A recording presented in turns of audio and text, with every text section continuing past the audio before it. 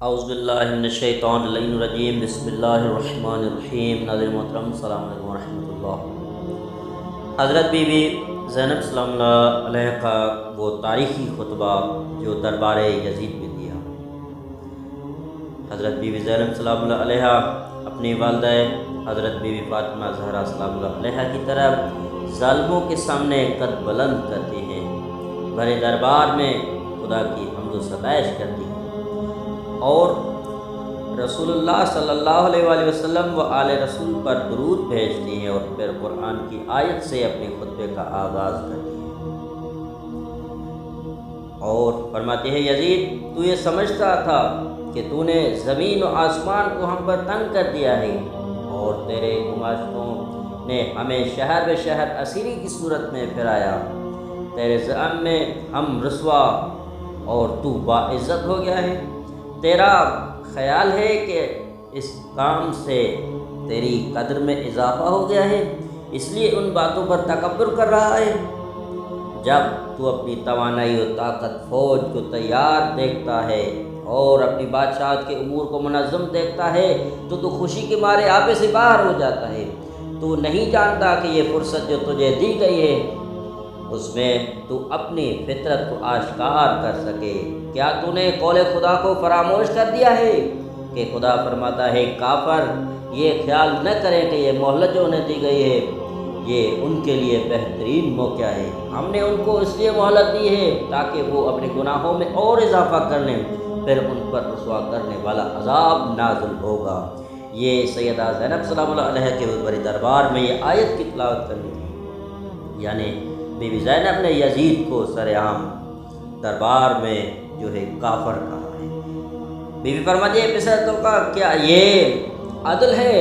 تیری بیٹیاں اور کنیزیں باعزت پردے میں بیٹھیں اور رسول کی بیٹیوں کو اسیری کر کے سر برہنہ کرے، انہیں سانس تک نہ لینے دیا جائے، تیری فوج انہیں اونٹوں پر سوار کر کے شہر بے شہر پھرائے، نہ انہیں کوئی پناہ دیتا ہے نہ کوئی کسی ان کو حالت کا خیال رکھتا ہے، نہ کوئی سرپرست سے ان کے ہمراہ ہوتا ہے، لیکن جس کے دل میں ہمارے خلاف کینہ بھرا ہوا ہو اس کے علاوہ اور کیا توقع کی جا سکتی ہے۔ تو کہتا ہے کہ کاش جنگ بدر میں قتل ہونے والے میرے بزرگ موجود ہوتے، اور یہ کہہ کر تو فرزند رسول کے دندان مبارک پر چھڑی لگاتا ہے۔ کبھی تیرے دل میں یہ خیال نہیں آتا کہ تو ایک گناہ اور برے کام کا مرتکب ہوا ہے، تو نے آل رسول اور خاندان عبد المطلب کا خون بہایا ہے۔ اے یزید، خوش نہ ہو کہ تو بہت جلد خدا کی بارگاہ میں حاضر ہوگا، اس وقت یہ تمنا کرے گا کہ کاش تو اندھا ہوتا اور یہ دل نہ دیکھتا۔ تو یہ کہتا ہے کہ اگر میرے بزرگ اس مجلس میں ہوتے تو خوشی سے اچھل پڑتے۔ اے اللہ، تو ہی ہمارا انتقام لے اور جن لوگوں نے ہم پر ظلم و ستم کیا ان کے دلوں کو ہمارے کینے سے خالی کر دے۔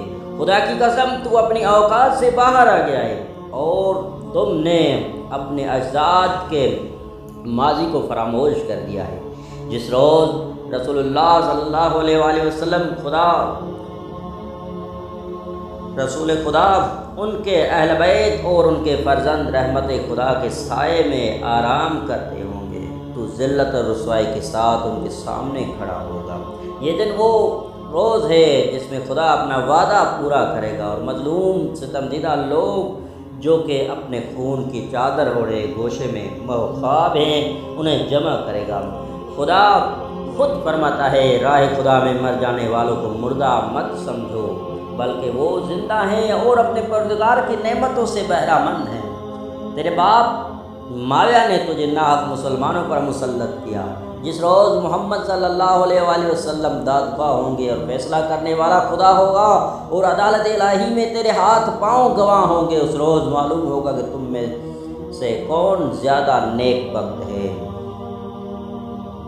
اے یزید دشمن خدا، میرے نظروں میں تیری بھی قدر و قیمت نہیں ہے۔ یعنی بی بی زینب نے یزید کو خدا کا دشمن کہا۔ بی فرماتی ہے، میری نظروں میں بھی تیری قدر و قیمت نہیں ہے کہ میں تجھے سرزنش کروں یا تحقیر کروں، لیکن کیا کروں، میری آنکھوں میں آنسو ہیں، دل سے آہیں نکل رہی ہے۔ شہادت حسین کے بعد لشکر شیطان ہمیں کوفہ سے تیرے دربار میں لایا ہے تاکہ اہل بیت پیغمبر کی حقیقت حرمت و عزت کرنے پر مسلمانوں کے بیت المال سے جو کہ زحمت کا ستم دیدہ لوگوں کی محنتوں کا صلاح انعام حاصل کریں۔ جب اس لشکر کے ہاتھ ہمارے خون سے رنگین ہوئے اور دہان ہمارے گوشت کے ٹکڑوں سے بھر گئے، جب ان پاکیزہ جسموں کے آس پاس درندے کتے دوڑ رہے ہیں، ایسے موقع پر تجھے سرزنش کرنے سے کیا ہوتا ہے؟ اگر تو یہ سمجھتا ہے کہ تو نے ہمارے مردوں کو شہید اور ہمیں اسیر کر کے فائدہ حاصل کر لیا ہے تو عنقریب تجھے معلوم ہو جائے گا کہ جسے تو فائدہ سمجھتا ہے وہ نقصان کے سوا کچھ نہیں ہے۔ اس روز تمہارے کیے کے علاوہ تمہارے پاس کچھ نہ ہوگا۔ تو ابن زیاد سے مدد مانگے گا اور وہ تجھ سے اور تیرے پروردگار اور تیرے پیروکار خدا کی عدالت کے سامنے کھڑے ہوں گے۔ تجھے اس روز معلوم ہوگا کہ بہترین توشہ جو تیرے باپ معاویہ نے تیرے لیے جمع کیا ہے وہ یہ ہے کہ تو نے رسول خدا کے بیٹوں کو قتل کر دیا ہے۔ خدا کی قسم، میں خدا کے سوا کسی سے نہیں ڈرتی اور اس کے علاوہ کسی سے شکایت نہیں کرتی۔ جو چاہو تم کرو، جس نرنگی سے کام لینا چاہو لے لو، اپنے ہر دشمنی کا اظہار کر کے دیکھ لو۔ قسم خدا کی، جو ننگ کا دبا تیرے دامن پر لگ گیا ہے وہ ہرگز صاف نہ ہوگا۔ ہر تعریف خدا کے لیے ہے جس نے جوانان بہشت کے سرداروں کو کامیابی عطا کی، جنت کو ان کے لیے واجب قرار دیا ہے۔ خداوند عالم سے دعا ہے کہ ان کے عظمت و عزت میں اضافہ فرمائے۔ اور بیوی آگے فرماتی ہے کہ ان پر اپنے رحمت کے سائے کو مزید زیادہ فرم کرے کہ وہ ہر شے پر قدرت رکھنے والا ہے۔ سفیر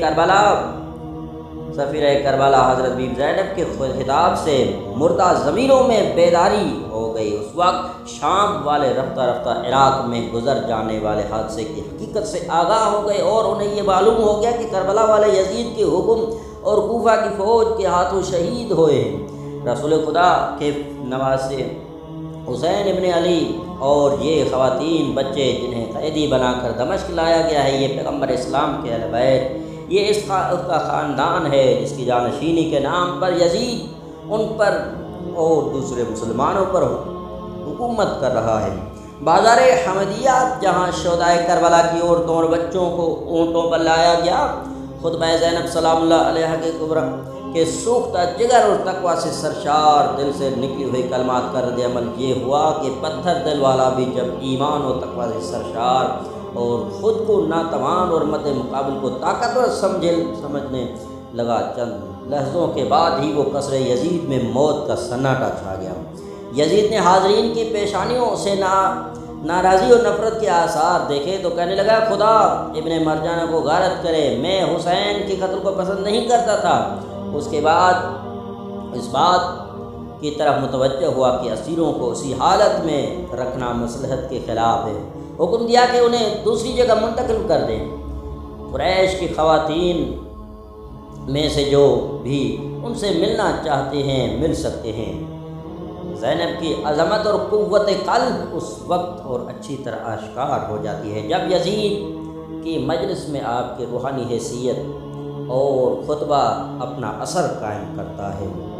بی بی آگے پر جس زینب سلام اللہ علیہ نے مدینہ منورہ سے مکہ معظمہ اور مکہ معظمہ سے کربلا اور کربلا سے کوفہ اور کوفہ سے شام کے سفر کے دوران بڑی مصیبتیں اٹھائی ہیں اور سفر میں ذرا برابر آرام میسر نہیں آیا اور کسی ایک شخص یا جماعت کی حمایت کے بغیر قافلہ سالاری کو سنبھال رہی ہے اور منزل بے منزل ان کی حفاظت کرے۔ اس ماحول میں لب کشائی کے لیے شیر کا کلیجہ اور جرات درکار ہے۔ زینب کے رگوں میں علی فاطمہ کا خون دوڑ رہا ہے۔ آپ اپنے زمانے کی بڑی بت کے سامنے اس شجاعت و شہامت سے ایسے کلام کر رہی ہیں اور اہل بیت علیہ السلام کی فریاد مظلومیت پوری تاریخ میں پھیلا رہی ہیں اور مردہ ضمیروں کو بیدار کر رہی ہے۔ سیدہ زینب سلام اللہ علیہ کے اس خطبے کے چند نکات آپ حضرت کی بارگاہ میں پیش کریں۔ جناب زینب کی تقریر ایسی منطقی اور شعلہ ور تھی کہ جس کے مقابلے میں کوئی شخص کھڑا نہیں رہ سکتا تھا۔ زینب سلام اللہ علیہ کی تقریر کی قاطعیت و جامعیت نے یزید جیسے پلید شخص کے تمام پہلوؤں کو اجاگر کر دیا اور رسول اللہ اور آل رسول کی عظمت و کرامت کو یاد دلایا اور الہی حق کو بنی امیہ کے بنائے ہوئے حق سے جدا کر دیا۔ اگرچہ آپ کا پورا خطبہ ہی نور معرفت اور رہتی دنیا تک چراغ راہ اور سرچشمہ ہدایت ہے، لیکن اس کے چند پہلو بہت اہم ہے۔ ظالم کی پہچان اس کے سیاہ کارناموں سے ہوتی ہے۔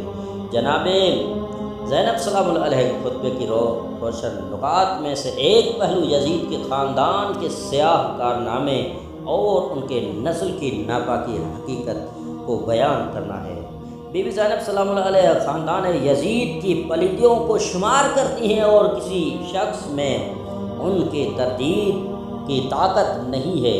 اے یزید، تو ہندا کا بیٹا ہے، اور ہندا وہ عورت ہے جس نے جنگ احد میں لشکر رسول اللہ کے سردار سید الشہداء حضرت امیر حمزہ کا جگر اپنے دانتوں سے چبا کر پھینک دیا تھا۔ ایسے خاندان سے سانحہ کربلا کے علاوہ اور کوئی توقع نہیں کی جا سکتی۔ والسلام علیکم ورحمۃ اللہ وبرکاتہ۔